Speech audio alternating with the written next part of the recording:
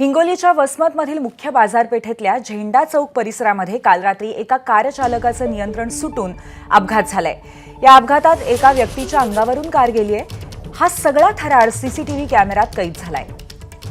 यात ही व्यक्ती गंभीर जखमी झाली आणि त्याच्यावरती सध्या जवळच्या रुग्णालयात उपचार सुरू आहेत।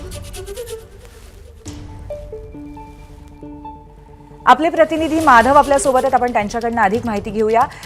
माधव, नक्की आणखीन काय अपडेट आहे? आम्ही संपूर्ण ही दृश्य पाहतोय सीसीटीव्ही कॅमेऱ्यातली, पण कशा पद्धतीने अपघात घडला आणि मदत मिळू शकली का वेळीच?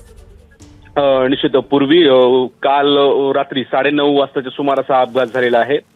जिल्ह्यातली सर्वात मोठी बाजारपेठ असलेल्या वसमत शहरातल्या झेंडा चौक परिसरामध्ये हा अपघात झालेला आहे। एका कार चालकाचं कारवरचं नियंत्रण सुटलं आणि त्यामध्ये हा अपघात झालेला आहे।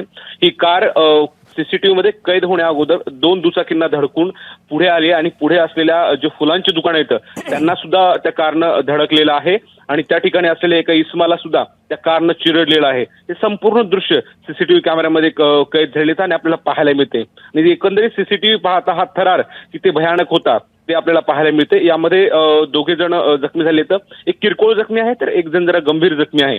याची माहिती मिळताच वसमत पोलीस ठाण्याचे कुंदन कुमार वाघमारे आणि त्यांचं पथक त्या घटनास्थळी दाखल झालं होतं आणि दुकानांचं सुद्धा काही प्रमाणात नुकसान झालेलं आहे।